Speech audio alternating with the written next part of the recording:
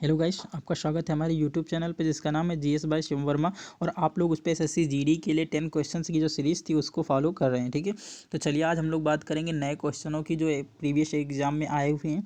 तो चलिए हम लोग बात करते हैं क्वेश्चन नंबर 10 की। लेकिन ये 10 जो है इससे पहले मैंने 10 क्वेश्चन करवा दिए हैं। तो अगर आप लोगों ने वो वीडियो नहीं देखा है तो उसको पहले देख लीजिए, ताकि आपके हर एक वीडियो जो है हर एक क्वेश्चन क्या है आपको तैयार हो सके। तब तक 1000 क्वेश्चनों को मैं करवाऊँगा और 1000 क्वेश्चनों में गारंटी है कि आप लोगों के सारा का सारा जीएस का पोर्शन यहाँ से फंसने वाला है। बस आप लोग इसका एक्सप्लेनेशन और यहाँ के क्वेश्चनों को देखते रहिए। ठीक है, तो चलिए क्वेश्चन नंबर 10 को हम लोग डिस्कशन करते हैं। लेकिन आप लोग चैनल पे नए हैं तो चैनल को सब्सक्राइब कर लीजिए, और अगर वीडियो को शेयर नहीं किया है तो अभी जल्दी से उठाइए और जल्दी से इसको शेयर कर दीजिए। चलिए क्वेश्चन नंबर देखते हैं हम लोग। 10 क्वेश्चन नंबर लिखा हुआ है, क्षेत्रफल की दृष्टि से निम्नलिखित देशों का सही अवरोही क्रम क्या है। तो सबसे पहले मैं अवरोही क्रम के बारे में आपको बता दूं कि अवरोही क्रम होता क्या है। तो अवरोही क्रम का मतलब होता है जो बड़ा होता है बड़े से छोटे की ओर। ठीक है, बड़े से छोटे की ओर जो देश स्थापित हैं उनको कहते हैं कि अवरोही। ठीक है, अवरोही। और यानी कि आरोही किसको बोलते हैं, तो आरोही बोलते हैं छोटे से बड़े की ओर। किसको? छोटे से बड़े की ओर। छोटे से बड़े की ओर जो देश हैं उनको बोलते हैं आरोही क्रम, और जो बड़े से छोटे की ओर होते हैं उसको बोलते हैं क्या? उसको बोलते हैं अवरोही। ठीक है, तो आपसे पूछ रहा है कि अवरोही क्रम में कौन से देशों का सही क्रम है, आपको इसको फाइंड करना है। तो सबसे पहले ब्राज़ील, अर्जेंटीना, ऑस्ट्रेलिया, भारत। यहाँ से बताना है क्या ब्राज़ील ब्राज़ील जो है पहले नंबर में कह रहा है ब्राज़ील जो है बड़ा है अर्जेंटीना से। बिल्कुल सही है। अर्जेंटीना ऑस्ट्रेलिया से बड़ा है क्या? तो नहीं। इसका मतलब ये पहला ऑप्शन क्या हो गया? गलत हो गया। दूसरा देख लीजिए, ब्राज़ील अर्जेंटीना से तो बड़ा है, लेकिन अर्जेंटीना भारत से बड़ा नहीं। इसका मतलब दूसरा ऑप्शन भी क्या हो गया? खत्म हो गया। तीसरा देख लीजिए, ब्राज़ील जो है ऑस्ट्रेलिया से बड़ा है। हाँ, बड़ा है। ऑस्ट्रेलिया भारत से बड़ा है। बिल्कुल बड़ा है। भारत अर्जेंटीना से बड़ा है। बिल्कुल बड़ा है। इसका मतलब हमारा ऑप्शन नंबर क्या हो गया? सी नंबर बिल्कुल करेक्ट हो गया। तो option number C is correct. ठीक है, लेकिन मैं इसको मैप से बताने की कोशिश करूंगा कि इससे बड़े भी तो देश हैं, इससे बड़े भी देश हैं, उनके बारे में भी हमको जानना है। चलिए 3D मैप मैंने लगाया है, इसको मैप में आप लोग देखिए। यहाँ पे सबसे पहला देश जो विश्व का सबसे बड़ा देश जो क्षेत्रफल के अनुसार है उसकी बात करेंगे तो ये यहाँ से लेके यहाँ तक पूरा ये जो देश आपको दिख रहा है ना, ये एक देश है, इसको बोलते हैं रूस। कौन सा देश है? ये रूस है, और ये विश्व का सबसे बड़ा देश है। इसका मतलब फर्स्ट नंबर पे रूस आएगा। रूस के सामने आप लोग चले जाना यहाँ पर, और यहाँ पर एक देश स्थित है जिसको बोलते हैं कनाडा। क्या बोलते हैं? कनाडा। और ये विश्व का दूसरा सबसे बड़ा देश है। ठीक है, यहाँ पर एक देश स्थित है यहाँ पर। ठीक है, इसको बोलते हैं चीन, यानी कि चमगादड़ों का देश चीन। और चीन जो है तीसरे नंबर पे आता है। और चीन के बाद चौथा नंबर जो है यूएसए का आता है। ठीक है, यूएसए का आता है, और यूएसए कितने नंबर पे है? चौथे नंबर पे। इसके बाद पाँचवें नंबर पे यूएसए के नीचे चले आना आप लोग, और ये वाला जो देश आपको दिख रहा है ये वाला, ये है ब्राज़ील। कौन सा है? तो ये ब्राज़ील देश है, और ये विश्व का 5वां सबसे बड़ा देश है। ब्राज़ील के जस्ट सामने इधर आ जाना आप लोग, और इधर है ऑस्ट्रेलिया। ये कौन सा देश है? ये ऑस्ट्रेलिया देश भी है और एक महाद्वीप भी है। ठीक है, एक महाद्वीप भी है और एक देश भी है। तो ये आता है 6वें नंबर पे। ऑस्ट्रेलिया के जस्ट सामने इधर आ जाना ऊपर, तो ये है हमारो भारत। ठीक है, ये भारत है, और भारत विश्व का 7वां सबसे बड़ा देश है। और 7वें के बाद यहाँ पे एक देश है, यानी कि इसके यहाँ पर देश है जिसको बोलते हैं अर्जेंटीना। ठीक है, क्या बोलते हैं उसको? अर्जेंटीना बोलते हैं। और अर्जेंटीना जो है 7वां विश्व का बड़ा देश है। ठीक है, तो आप लोगों को क्रम में सजाने में अब तो कोई तकलीफ नहीं होगी ना, मैंने सारे के सारे देश बता दिए। एक बार फिर से रिपीट कर लीजिए। विश्व का सबसे बड़ा देश रूस, फिर इसके बाद दूसरा कनाडा, तीसरा कौन सा? चीन, चौथा अमेरिका, पांचवा ब्राज़ील, छठवां ऑस्ट्रेलिया, सातवां भारत, और इसके बाद कौन सा? अर्जेंटीना। ठीक है, यहाँ से एक और क्वेश्चन देख लीजिएगा आप लोग, यही मैप में मैं बता दे रहा हूँ यहाँ पे आप लोगों को कि यहाँ पर एक देश है यहाँ पर। ठीक है, उसको बोलते हैं कि वो देश है यहाँ पर। ठीक है, उसको बोलते हैं कजाकिस्तान। क्या बोलते हैं? कजाकिस्तान। ठीक है, कजाकिस्तान। और ये विश्व का सबसे बड़ा देश है, 10वां सबसे बड़ा देश है, विश्व का 10वां सबसे बड़ा देश है। लेकिन लैंड लॉक्ड देशों की अगर बात करेंगे तो ये विश्व का सबसे बड़ा देश है, यानी कि चारों ओर जो भूमि से घिरा देश है वो सबसे बड़ा कौन सा हो जाएगा? कजाकिस्तान जो है। लेकिन वैसे इसका नंबर 10वां है, लेकिन लैंड लॉक्ड कंट्री में ये पहले स्थान पे आता है। ये एग्ज़ाम, ये जो क्वेश्चन है अभी यूपी ट्रिपल एस सी पेट में पूछा गया था। यूपी ट्रिपल एस सी जो पेट का पेपर हुआ 2022 में, उसमें ये अभी पूछा गया था कि विश्व का सबसे बड़ा लैंडलॉक कंट्री कौन सा है, तो कजाकिस्तान उसका राइट आंसर हो जाएगा। ठीक है, तो चलते हैं इसके एक्सप्लेन की। क्षेत्रफल की दृष्टि में अवरोही घटते क्रम को बोलते हैं, यानी कि देश कौन कौन से हो जाएंगे। सबसे पहला ब्राज़ील, मैंने बता दिया, ऑस्ट्रेलिया, भारत और अर्जेंटीना है। विश्व के देश जो क्षेत्रफल की दृष्टि से अवरोही क्रम में बात करें तो कनाडा सबसे पहले, रूस, फिर कनाडा, चीन, यूएसए, ब्राज़ील, ऑस्ट्रेलिया और भारत, अर्जेंटीना है। ठीक है, इसके बाद अगर बात करेंगे भारत के प्रति भारत के, यानी कि यहाँ पे लिख लेना तटीय, यहाँ पे तटीय होना चाहिए, यहाँ प्रति नहीं, तटीय। ठीक है, भारत के तटीय, यानी कि भारत के तटीय, भारत की लंबाई, यानी कि भारत का जो तटीय सीमा है उसकी लंबाई कितनी, तो उसकी लंबाई है 7516 किलोमीटर है। इसके बाद मुख्य भूमि के तटीय भाग की लंबाई 6100 किलोमीटर है। इसकी बात, यानी कि ये वाला जो भाग है यहाँ से यहाँ तक की बात कर रहा है, तो ये है 7516 किलोमीटर। कितनी है, 7516 किलोमीटर है। और ये जो इसके ऊपर वाला, ये वाला जो भाग है, इसको बोलते हैं कि नॉन तटीय है, यानी कि ये जो है जल से नहीं घिरा हुआ है। ठीक है, तो इसको बोलते हैं, ये 6100 किलोमीटर इसकी लंबाई है। इसके बाद हम लोग बात करेंगे क्वेश्चन नंबर 2 की। भारतीय प्रायद्वीप की सबसे ऊंची चोटी कौन सी है। इसमें ऑप्शन आपको दे रखे हैं, ऑप्शंस में आप लोग देख लीजिए। पहला ऑप्शन से कह रहा है महाबलेश्वर, दूसरा कह रहा है डोडा बेटा, तीसरा कह रहा है अन्नाईमुडी और चौथा इनमें से कोई नहीं। इनमें से कोई नहीं ऑप्शन को मैं यहाँ पे खत्म कर देता हूँ। अब आप लोगों के पास बचे हैं 3 ऑप्शन, देख लीजिए इसका कौन सा करेक्ट आंसर होने वाला है। ठीक है, तो इसमें राइट आंसर हो जाएगा अन्नाईमुडी। आप लोगों को लग रहा होगा डोडा बेटा, लेकिन डोडा बेटा इसकी सबसे ऊंची चोटी नहीं है लालो, इसकी सबसे ऊंची चोटी जो है अन्नाईमुडी। सबसे पहले तो मैं प्रायद्वीपीय भारत बना लेता हूँ। ठीक है, ये है एक ऐसे मैप नहीं, थोड़ा अच्छा सा मैप बनाते हैं भाई, भारत है हमारा तो अच्छा है, तो थोड़ा उसको अच्छा बनाने की कोशिश करते हैं। ठीक है, ये भारत है। ठीक है, और ये वाला जो ये वाला भाग है भारत का, ये सारा का सारा ये जल से घिरा हुआ है। ठीक है, किससे घिरा हुआ है, जल से घिरा हुआ है। ठीक है, ये जल से घिरा हुआ है, तो जो भाग जल से घिरा होता है उसको हम कहते हैं प्रायद्वीप। ये भारत जो है अपना, ये भारत जो है 3 ओर से जल से घिरा हुआ है। किससे, 3 ओर से जल से घिरा हुआ है, इसलिए इसको हम बोलते हैं प्रायद्वीपी भारत। प्रायद्वीप होने का मतलब ये है कि वो 3 ओर से जल से घिरा हुआ होना चाहिए। तो यहाँ से लेके यहाँ तक की सबसे ऊंची चोटी कौन सी है, तो आप लोग बताओगे। यहाँ पर नीचे ये पश्चिमी घाट है, ये पूर्वी घाट है। ठीक है, ये पश्चिमी घाट की पहाड़ियाँ हैं और ये पूर्वी घाट की पहाड़ियाँ। तो पश्चिमी घाट में एक पहाड़ी पड़ती है, इसको बोलते हैं अन्नाईमुडी। अन्नाईमुडी ये 2695 किलोमीटर, 2695 मीटर इसकी ऊंचाई है। ठीक है, कितनी है, 2695 मीटर अन्नाईमुडी की ऊंचाई है। और यहाँ से अगर डोडा बेटा की बात करें तो ये 2633 मीटर इसकी क्या है, ऊंचाई है। ठीक है, डोडा बेटा की 2633 और 2695 किसकी, अन्नाईमुडी की। और ये जो नीलगिरी है ना, यहाँ पर नीलगिरी की पहाड़ी है, और नीलगिरी की सबसे ऊंची चोटी कौन सी है, तो डोडा बेटा है। ठीक है, डोडा बेटा है। नीलगिरी की सबसे ऊंची चोटी कौन सी है, डोडा बेटा है, डोडा बेटा है। और नीलगिरी के नीचे पश्चिमी घाट की पहाड़ी में एक चोटी है जिसका नाम है अन्नाईमुडी, और वो दक्षिण भारत की सबसे ऊंची चोटी, यानी कि प्रायद्वीपीय भारत की सबसे ऊंची चोटी है। इसके बाद हम लोग मैप में देख लेते हैं, मैप में क्या क्या यहाँ से आने वाला है। तो सबसे पहले हम लोग ये बात करेंगे, यहाँ से एक पर्वत श्रृंखला है, इसको बोलते हैं अरावली पर्वत श्रृंखला। कौन सी है, अरावली पर्वत श्रृंखला। अरावली पर्वत श्रृंखला गुजरात, राजस्थान, हरियाणा और दिल्ली 4 राज्यों में फैली हुई है। कौन सी, अरावली पर्वत श्रृंखला। और ये भारत की सबसे पुरानी पर्वत श्रृंखला है, इसको बोलते हैं अरावली पर्वत।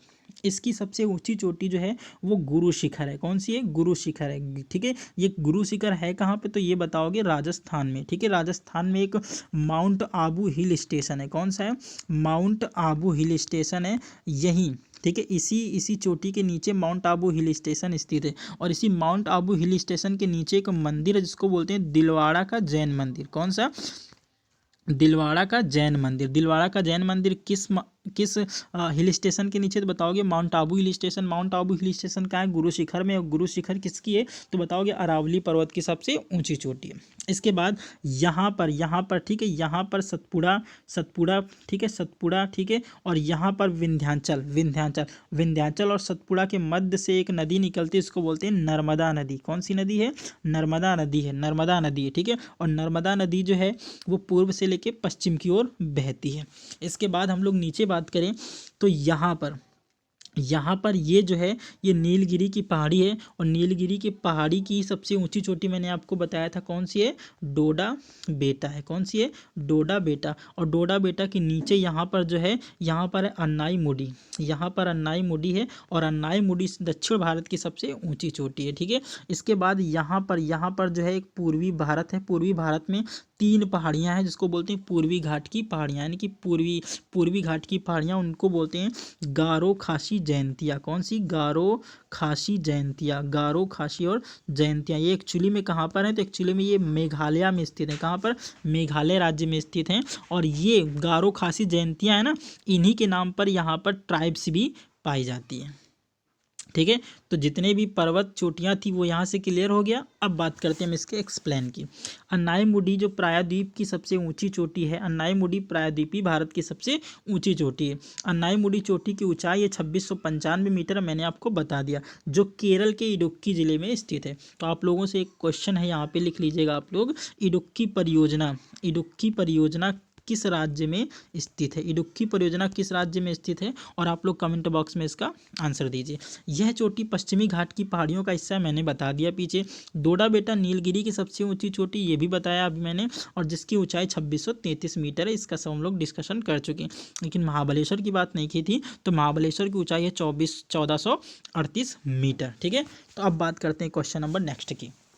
क्वेश्चन नंबर नेक्स्ट देखिए, दूसरी पंचवर्षीय योजना की रूपरेखा किसने तैयार की थी, तो इसका ऑप्शन नंबर ए है बी एन गॉडगिल, दूसरा है आर बी राव, तीसरा है पीसी महालनोबिस, और चौथा है सी एन वकील। तो इसका राइट आंसर हो जाएगा तुम्हारा यहाँ से कि ये जो तुम्हारा पीसी महालनोबिस दिया हुआ है ना, यही इसका क्या हो जाएगा, राइट आंसर हो जाएगा, यानी कि सी नंबर क्या हो जाएगा, इसका करेक्ट हो जाएगा। सबसे पहले सेकेंड पंचवर्षीय योजना की हम लोग बात करेंगे। सेकेंड पंचवर्षीय योजना, second 5 year plan, second 5 year plan की बात करोगे तो इसकी शुरुआत जो है 1956 से लेके 1961 तक की जाती। उस समय पीएम कौन थे तुम्हारे, तो पीटी जवाहरलाल नेहरू, यानी कि पंडित जवाहरलाल नेहरू थे। और राष्ट्रपति कौन हो जाएंगे, तो डॉक्टर राजेंद्र प्रसाद इसके कौन हो जाएंगे, राष्ट्रपति हो जाएंगे उस समय। ठीक है, इस पंचवर्षीय योजना में जो टारगेट था ना, वो भारी उद्योगों को रखा गया था। किसका, भारी उद्योगों को रखा गया था। ठीक है, भारी उद्योगों को रखा गया था, क्योंकि हम लोग प्रथम पंचवर्षीय योजना को क्या कर दिए थे, प्रथम पंचवर्षीय योजना में हम लोगों ने कृषि की बात की थी। कृषि का विकास हो चुका था, अब लोगों को रोजगार चाहिए था, रोजगार के साथ साथ हमें क्या करना था, हमें पैसे की जरूरत थी, वो पैसे की आमदनी भी पूरी हो, इसलिए हम लोग ये भारी उद्योगों की बात कर रहे थे। ठीक है, इसका हम लोग बात करेंगे इसके एक्सप्लेनेशन की। तो दूसरी पंचवर्षीय योजना की रूपरेखा जो है पीसी महालनोबिस ने तैयार की थी। दूसरी पंचवर्षीय योजना 1956 से लेकर 1961 तक चली थी, जिसको नेहरू महालनोबिस योजना के नाम से भी जाना जाता है। द्वितीय पंचवर्षीय योजना में प्राथमिकता जो है भारी उद्योगों को दी गई थी, चिकित्सा, स्वास्थ्य आदि क्षेत्रों पर बल दिया गया था। इस योजना के दौरान भारत में 3 भारी उद्योगों को स्थापित किया जाता है, जिनमें पहला हो जाएगा राउरकेला इस्पात संयंत्र, जो उड़ीसा में स्थित है। इसके बाद भिलाई इस्पात संयंत्र जो है वो छत्तीसगढ़ में स्थित है, और लास्ट में एक है दुर्गापुर इस्पात संयंत्र, जो पश्चिम बंगाल में स्थित है। तो बहुत ही इंपॉर्टेंट क्वेश्चन है कि द्वितीय पंचवर्षीय योजना में कौन से भारी उद्योगों को शामिल किया गया था, तो कौन कौन से थे, राउरकेला, भिलाई और तुम्हारा दुर्गापुर इस्पात संयंत्र। ठीक है, कहाँ कहाँ पर है मैंने ये भी बता दिया। अब हम लोग बात करते हैं क्वेश्चन नंबर नेक्स्ट की। गुजरात में साबरमती आश्रम की स्थापना गांधी जी ने किस वर्ष की थी, साबरमती आश्रम की स्थापना पूछ रहा है यहाँ। तो ऑप्शन लिखा हुआ ए 1916, बी 1917, सी 1918 और डी 1929। तो यहाँ से आप लोग बताइए, सबसे पहले तो मैं महात्मा गांधी की बात कर रहा हूँ। तो महात्मा गांधी का जो जन्म था वो 2 अक्टूबर 1869 को हुआ था। कब, 2 अक्टूबर 1869 को पोरबंदर में हुआ था। ठीक है, और पोरबंदर जो था वो गुजरात में था। कहाँ पर, गुजरात में था, गुजरात के राजकोट में। कहाँ पर, गुजरात के राजकोट में क्या है, पोरबंदर नाम का एक स्थान है, और वहाँ पर 1869 को जन्म होता है महात्मा गांधी का, यानी कि दिन था वो 2 अक्टूबर का। 1869 में ही स्वेज नहर को खोला जाता है। ठीक है, स्वेज नहर को 1869 में खोला जाता है, जिसे मिस्र की कुंजी कहते हैं। किसे कहते हैं, तो इसे मिस्र की कुंजी कहते हैं। ये लाल सागर को भूमध्य सागर से जोड़ती है। किसको, लाल सागर को भूमध्य सागर से जोड़ती है कौन सी नहर, तो स्वेज नहर है। ठीक है, 1869 में इसको खोला गया था, जिस दिन किसका जन्म हुआ था, जिस वर्ष जन्म हुआ था तुम्हारे महात्मा गांधी का। ठीक है, यहाँ से क्लियर हुआ। अब हम लोग चलते हैं नेक्स्ट की। ठीक है, देखिए गुजरात में साबरमती आश्रम की स्थापना कब की गई थी, ये मैं पूछ रहा हूँ आपसे, ठीक है। तो इसका राइट आंसर हो जाएगा 1916 में। कब? 1916 में। गांधी जी 9 जनवरी 1915 को भारत लौटते हैं, ठीक है। 9 जनवरी 1915 को भारत लौटे और इसी दिन मनाया जाता है प्रवासी भारतीय दिवस, ठीक है। कौन सा दिवस? प्रवासी दिवस मनाया जाता है। प्रवासी दिवस मनाया जाता है और ये किसके भारत आने की खुशी में मनाया जाता है? तो महात्मा गांधी के भारत आने की खुशी में मनाया जाता है। यानी 9 जनवरी 1915 को महात्मा गांधी भारत आए थे। अब पहले तो ये प्रतिवर्ष मनाया जाता था, लेकिन इसको अब 2 वर्षों में एक बार मनाया जाता है, ठीक है। 2023 में प्रवासी भारतीय दिवस मनाया जाएगा, क्योंकि पिछले बार 2021 में मनाया गया था। 2023 में किस राज्य के द्वारा प्रवासी भारतीय दिवस मनाया जाएगा? तो ये राज्य तुम्हारा हो जाएगा मध्य प्रदेश, ठीक है। कौन सा राज्य हो जाएगा? मध्य प्रदेश हो जाएगा, मध्य प्रदेश हो जाएगा, मध्य प्रदेश हो जाएगा। और आप लोग कमेंट बॉक्स में टाइप करिएगा कि मध्य प्रदेश में इसको मनाया जाएगा, लेकिन इसके चीफ गेस्ट कौन से होंगे? मुख्य अतिथि के रूप में किस देश के प्रधानमंत्री को हमने बुलाया? मैं नाम बता दे रहा हूँ, मोहम्मद इरफान जो हैं, इनको बुलाया गया। लेकिन आप लोगों को टाइप करना है कमेंट बॉक्स में ये किस देश के प्रधानमंत्री हैं, ठीक है। तो चलिए अब हम लोग बात करते हैं नेक्स्ट की। इसके बाद क्या हुआ? इसके बाद हुआ ये कि 1916 में महात्मा गांधी का 1915 में तो भारत आ जाते हैं। 1916 में ये क्या करते हैं? 1916 में ये करते हैं साबरमती आश्रम की स्थापना, ठीक है। किसकी स्थापना? साबरमती आश्रम की स्थापना 1916 में करते हैं। 1917 की बात करेंगे तो चंपारण सत्याग्रह महात्मा गांधी जी के द्वारा चलाया जाता है, जो नील किसानों का समर्थन करने गए थे। अंग्रेज जो है इनसे ज़बरदस्ती नील की खेती करवा रहे थे और इनकी मांगों को स्वीकार कराने के लिए महात्मा गांधी चंपारण जाते हैं। और ये फैसला लिया गया था 1916 के लखनऊ अधिवेशन में। कब? 1916 का लखनऊ अधिवेशन हुआ था। यहीं पर नरम दल और गरम दल आपस में एक हुए थे। मुस्लिम लीग और कांग्रेस में भी क्या हो गया था बताओगे? मिलन हो गया था।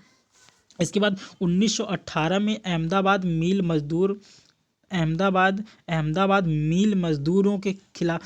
मजदूरों का साथ देते हैं महात्मा गांधी और इनकी भी मांगों को पूरा करवाते हैं। उसके बाद 1929 जो था, 1929 में क्या हुआ था? 1929 में जवाहरलाल नेहरू के द्वारा कांग्रेस का अधिवेशन की अध्यक्षता की थी। और ये अधिवेशन जो है ये लाहौर में आयोजित किया गया था। कहाँ किया गया था? लाहौर में किया गया था। और इसी में भारत ने क्या किया था? पूर्ण स्वराज्य की मांग रखी थी। सर्वप्रथम पूर्ण स्वराज्य की मांग किसके द्वारा रखी गई थी? जवाहरलाल नेहरू के द्वारा। और किस अधिवेशन में? तो 1929 का अधिवेशन कहाँ हुआ था? तो लाहौर में हुआ था। कहाँ हुआ था? लाहौर में हुआ था। और लाहौर वर्तमान में कहाँ है? तो ये POK के यानी कि पाकिस्तान में, ठीक है। तो चलिए इसका एक्सप्लेन देख लेते हैं हम लोग। गुजरात में अहमदाबाद जिला में साबरमती आश्रम की स्थापना 1916 में गांधी जी द्वारा की गई थी। साबरमती आश्रम से गांधी जी ने 12 मार्च 1930 से की थी। यानी कि 12 मार्च से साबरमती आश्रम से गांधी जी ने कौन सी यात्रा की? तो दांडी यात्रा की। 12 मार्च को शुरू हुई और 6 अप्रैल को ख़त्म होती। और जब 6 अप्रैल 1930 को ख़त्म होगी तो इसी दिन से भारत में शुरू हो जाएगा सविनय अवज्ञा आंदोलन। 6 अप्रैल 1930 को महात्मा गांधी जी के द्वारा शुरू किया गया था। इसके बाद 1917 में गांधी जी ने भारत के प्रथम सत्याग्रह चंपारण के नील किसानों के लिए किया। 1918 में गांधी जी ने अहमदाबाद ट्रेड यूनियन की स्थापना की। इसे भारत में वास्तविक प्रथम ट्रेड यूनियन माना जाता है, ठीक है। अब हम लोग बात करते हैं क्वेश्चन नंबर नेक्स्ट की। गणेश महोत्सव का प्रारंभ किसने किया था? ये वाला क्वेश्चन आप लोगों के लिए बड़ा इंपॉर्टेंट है। SSC GD वालों, बड़ा इंपॉर्टेंट क्वेश्चन है ये तुम्हारे लिए, क्योंकि ये जो है SSC का फेवरेट क्वेश्चन है। ये SSC का फेवरेट क्वेश्चन, SSC ने ना जाने कितनी बार ये क्वेश्चन को पूछ रखा है।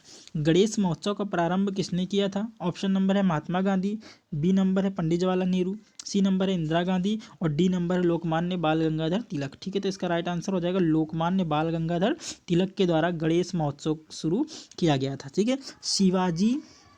शिवाजी उत्सव भी किसके द्वारा शुरू किया जाएगा, तो लोकमान्य बाल गंगाधर तिलक के द्वारा शिवाजी उत्सव शुरू किया जाएगा। और ये भी कहाँ शुरू किया जाएगा, तो ये भी महाराष्ट्र में शुरू किया जाएगा। तो महाराष्ट्र में दो उत्सव, सबसे पहले गणेश महोत्सव और दूसरा शिवाजी महोत्सव, ठीक है। इन दोनों को बाल गंगाधर तिलक के द्वारा इसलिए शुरू किया गया था क्योंकि भारत की जनता को राष्ट्र के लिए एक करना चाहते थे, ठीक है, यानी कि राष्ट्र सेवा के लिए इनको एक साथ मिलाना चाहते थे, इसलिए गणेश उत्सव और शिवाजी उत्सव मनाया गया इनके द्वारा।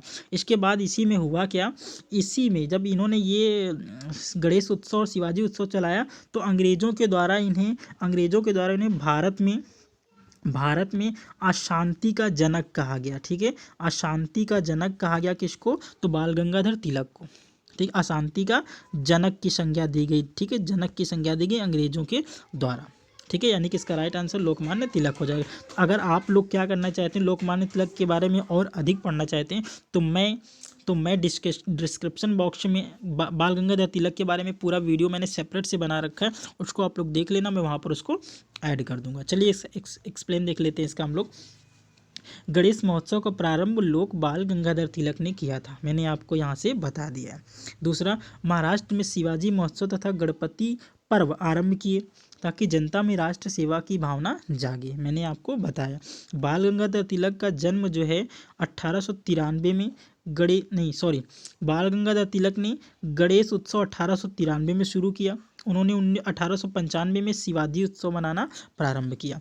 बाल गंगाधर तिलक को अंग्रेजों के द्वारा भारत में अशांति का जनक कहा गया था, ये भी मैंने डिस्कशन कर लिया है पहले ही।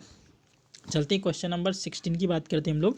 लखनऊ में 1857 के स्वतंत्रता संग्राम का नेतृत्व किसने किया था, तो जीनत महल, नाना साहब, हजरत महल या फिर तात्या टोपे। तो इसका राइट आंसर हो जाएगा हजरत महल। हजरत महल जो है, हजरत महल के द्वारा लखनऊ में 1857 की क्रांति का जो है ये क्या किया गया था, नेतृत्व किया गया था। एक्चुअली में अवध जो था ना, अवध के नवाब थे वाजिद अली शाह, नाम क्या था इनका, वाजिद अली शाह। वाजिद अली शाह की पत्नी का नाम था हजरत महल, ठीक है। वाजिद अली शाह के कोई बेटा नहीं था, ठीक है, इसीलिए लॉर्ड डलहौजी के द्वारा 1856 में शुरू की गई योजना के तहत इसको अपने राज्य में मिला लिया गया। उसको बोलते थे राज्य हड़प नीति। क्या बोलते थे, राज्य हड़प नीति। इससे क्या होता है, होता क्या है कि जो हजरत महल थी वो क्या कर लेती अपने आप में पूरी सत्ता को संभाल लेती, क्योंकि जो वाजिद अली शाह ना ये बहुत थोड़ा हम कह सकते हैं कि एक दिवालिया टाइप का व्यक्ति था, ठीक है। एक कहानी मैं तुमको यहाँ से बता रहा हूँ कि जब अंग्रेजों ने हजरत महल को हरा दिया और हजरत महल भाग गई कहाँ पर, नेपाल में, तो ये राजा इसलिए नहीं भागा क्योंकि ये बोल रहा था कि हमारे चप्पल पहना, यानी कि हमारे जूते पहनाने वाला कोई है नहीं, इसलिए ये भागा ही नहीं वहाँ से। अंग्रेजों ने इसको जूते पहनाया, उसी जूतों से इसको मारा दबा दबा के। ऐसा व्यक्ति कोई हो सकता है अंग्रेजों के खिलाफ, अगर अंग्रेजों के खिलाफ तुम लड़ रहे थे तो अंग्रेजों के डर से भाग जाना चाहिए था। इसको जूते पहनाने वाला कोई नहीं था, इसलिए भागा ही नहीं, है ना। एक बेवकूफ़ी वाली बात है। तो वाजिद अली शाह ना पहले ही शुरू से बेवकूफ़ था, ठीक है। तो इसका राइट आंसर हो जाएगा हजरत महल, ठीक है। इसके बाद तात्या टोपे जो थे ना, ये रानी लक्ष्मीबाई जो थी ना उनके राजनीतिक गुरु थे, ठीक है। उनके गुरु कौन थे, तात्या टोपे थे। नाना साहब जो हैं ये कानपुर से अपना 1857 की क्रांति को कानपुर से लड़ेंगे। नाना साहब के साथ तात्या टोपे भी लड़ेंगे, लेकिन तात्या टोपे जो है, नाना साहब जब नेपाल भाग जाएंगे तो तात्या टोपे चले जाएंगे ग्वालियर, और ग्वालियर में किसके साथ, तो रानी लक्ष्मीबाई के साथ युद्ध लड़ेंगे अंग्रेजों से 1857 की क्रांति का। इसके बाद हम लोग देख लेते हैं एक्सप्लेनेशन की इसकी। लखनऊ में 1857 के स्वतंत्रता संग्राम का नेतृत्व हजरत महल ने किया, बिल्कुल सही। हजरत महल कादिर बिरजिस शाह की माता और संरक्षिका थी। हजरत महल को महक परी के नाम से भी जाना जाता था। वेरी इंपॉर्टेंट क्वेश्चन हो जाएगा। हजरत महल को महक परी के नाम से जाना जाता था। 1856 में लॉर्ड डलहौजी के कुशासन के आधार पर अवैध राज्य को मिला लिया गया। हजरत महल अवध के वाजिद अली शाह की पत्नी थी, मैंने आपको बताया अभी। बहादुर शाह सेकंड की पत्नी का नाम जीनत महल था, और ये बहादुर शाह जो सेकंड था ना, इसको अंग्रेजों के द्वारा भेज दिया गया था रंगून। कहाँ भेज दिया गया था, रंगून भेज दिया गया था, और इसकी मृत्यु जो है वो रंगून में हो जाती है। नाना साहब ने कानपुर से 1857 के स्वतंत्रता संग्राम का नेतृत्व किया था। तात्या टोपे लक्ष्मीबाई के गुरु थे और नाना साहब के सेनापति थे, मैंने ये पहले ही बता दिया है। अच्छा, क्वेश्चन नंबर 17 की बात करें। निम्नलिखित में से कौन विटामिन सी का सबसे अच्छा स्रोत है। मैंने अच्छा स्रोत नहीं पूछा है, मैंने सबसे अच्छा स्रोत पूछा है। संतरा, सेब, गाजर या फिर आंवला। तो इसका राइट आंसर हो जाएगा संतरा जो है वो संतरा जो है ना ये सबसे अच्छा स्रोत है किसका, विटामिन सी का। है तो संतरा भी, लेकिन सबसे ज़्यादा जो अच्छा स्रोत है वो क्या है, आंवला है। इसके बाद हम लोग बात करते हैं एक्सप्लेन की, विटामिन सी का सबसे अच्छा स्रोत आंवला है। विटामिन सी का रासायनिक नाम एस्कॉर्बिक अम्ल है। इसके बाद ताजे आंवले में संतरे से ज़्यादा विटामिन सी प्राप्त होता है। विटामिन सी का स्रोत सभी खट्टे रसदार फल होते हैं, जैसे करौंदा, नींबू, अमरूद, संतरा आदि। विटामिन सी को एस्कॉर्बिक एसिड के नाम से जाना जाता है। विटामिन सी की कमी से स्कर्वी, मसूड़ों का फूलना जैसे रोग हो जाते हैं, यानी कि विटामिन सी की कमी हो जाएगी तो दांतों में मसूड़े फूल जाएंगे, मसूड़ों से ब्लड आएगा, जिसको हम पायरिया रोग कहते हैं ना, वही रोग इनसे हो जाता है। विटामिन ई को टेकोफेरॉल कहते हैं। विटामिन ई की अगर आपको कमी हो जाएगी तो आप जो, पहली बात तो ये पुरुषों में नहीं होता, ये महिलाओं में होता है विटामिन ई की कमी, और महिलाओं में जब इसकी कमी हो जाएगी तो महिलाएं जो हैं इनकी जनन जो क्षमता है ना वो कमज़ोर हो जाएगी, यानी कि वो माँ बनने में बहुत उनको तकलीफ होगी, यानी कि माँ बन ही नहीं सकती अगर विटामिन ई की कमी हो जाए पूरी तरह से। विटामिन ई को कैल्वियोक्विनोन कहा जाता है, ठीक है, फिलोक्विनोन यहाँ पर ना बना देना आप लोग, यहाँ पर फिलोक्विनोन, ठीक है, फिलोक्विनोन कहा जाता है। इसकी कमी से रक्त का थक्का नहीं जमता, ये विटामिन के, ठीक है, ये विटामिन के है, ठीक है, विटामिन के की कमी से, विटामिन के यहाँ पे लिख लेना, विटामिन के की कमी से क्या होता है, रक्त का थक्का नहीं जमता है, ठीक है। चलिए अब हम लोग बात करते हैं आगे। हड़प्पा कालीन स्थलों में अभी तक किस धातु की प्राप्ति नहीं हुई है, तो पहला ऑप्शन है तांबा, दूसरा स्वर्ण, तीसरा चांदी और डी नंबर हो जाएगा लोहा। जिसका राइट आंसर हो जाएगा लोहा, ठीक है। तो लोहा में हड़प्पा कालीन स्थलों में से जो लोहा है ना उसकी खोज जो है अभी तक नहीं हुई है, ठीक है, उसकी खोज हड़प्पा कालीन में नहीं थी, या फिर ये कह सकते हैं कि हड़प्पा कालीन में लोहा का प्रचलन था ही नहीं। तांबे के यानी कि तांबे के सबूत मिल गए हैं, सोना भी मिल चुका है, चांदी भी मिल चुका है, लेकिन लोहा का जिक्र आज तक कहीं नहीं किया गया है। हड़प्पा कालीन स्थल में अभी तक लोहा धातु की प्राप्ति नहीं हुई है। हड़प्पा सभ्यता एक कांस्य युगीन सभ्यता थी, यहाँ से तांबा, कांसा और चांदी आदि धातुएं मिली हैं। वस्तुतः हड़प्पा कालीन लोग लोहे से परिचित नहीं थे। भारत में लौह युग का प्रारंभ उत्तर वैदिक काल लगभग 950 ईसा पूर्व माना जाता है। अब बात करें क्वेश्चन नंबर नेक्स्ट की, हाल ही में भारत और अमेरिका के तटरक्षक बलों ने कहाँ पर संयुक्त एक्सरसाइज अभ्यास का आयोजन किया है, ठीक है। ये जो है ना ये 14 नवंबर 2022 से ये शुरू हुई है, ठीक है, शुरू हुई है, और ये चलेगी जो है ये चलेगी 19 नवंबर तक, यानी कि 5 दिन टोटल ये चलने वाला है। इसका आयोजन कहाँ किया गया, चेन्नई, विशाखापत्तनम, नई दिल्ली या फिर हवाई द्वीप, ठीक है। इसका राइट आंसर क्या हो जाएगा, चेन्नई में इसका आयोजन किया गया। भारत और अमेरिका के तटरक्षक बलों के बीच संयुक्त एक्सरसाइज अभ्यास का आयोजन भारत के चेन्नई शहर में किया जा रहा है। भारत और अमेरिका के बीच वज्र प्रहार नामक एक्सरसाइज की जाती है। वज्र प्रहार भारत और अमेरिका के बीच की जाती है, जिसको हाल ही में हिमाचल प्रदेश में आयोजित किया गया। अब हम कुछ एक्सरसाइज की बात कर लें किन किन देशों के बीच आयोजित की जाती है। सबसे पहले रिम्पैक एक्सरसाइज जो है इंडिया प्लस अमेरिका के साथ की जाती है। मिलन एक्सरसाइज अभी हाल ही में हुई विशाखापत्तनम में। पिच ब्लैक एक्सरसाइज ऑस्ट्रेलिया में हुई है। डस्ट्रिक एक्सरसाइज भारत और उज्बेकिस्तान के बीच हुई है, जबकि काजिन 2022 जो है भारत और कजाकिस्तान के बीच आयोजित की गई है, ठीक है। हम लोग बात करते हैं क्वेश्चन नंबर लास्ट की, अक्सर चर्चा में रहने वाला अंबेडकर सर्किट, ठीक है, अंबेडकर सर्किट यहाँ पे होना चाहिए।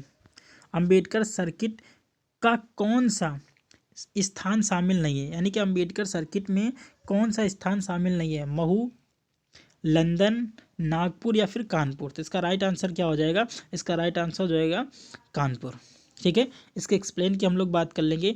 अंबेडकर सर्किट की स्थापना 2016 में की गई थी। अंबेडकर सर्किट का संबंध है डॉक्टर भीमराव अंबेडकर से, यानी कि भीमराव अंबेडकर कहाँ कहाँ गए थे, कहाँ कहाँ उन्होंने शिक्षा प्राप्त की, कहाँ उनका जन्म हुआ था, कहाँ उनकी दीक्षा हुई, ठीक है। ये सारी की सारी बातें यहाँ पर की जाएंगी, उसको बोलते हैं अंबेडकर सर्किट। सबसे पहले 2016 में इसकी स्थापना हो गई थी। पंचतीर्थ बाबा साहब से जुड़े प्रमुख स्थल, यानी कि 5 ऐसे स्थलों को शामिल किया गया है इसमें जो बाबा साहब से जुड़े हों। सबसे पहला जन्म जो है 14 अप्रैल 1897 को महू में हुआ था, तो ये एक पहला तुम्हारा पंचतीर्थ हो गया। दूसरा शिक्षा इनकी लंदन में हुई थी, तो वहाँ पर भी बनाया गया है।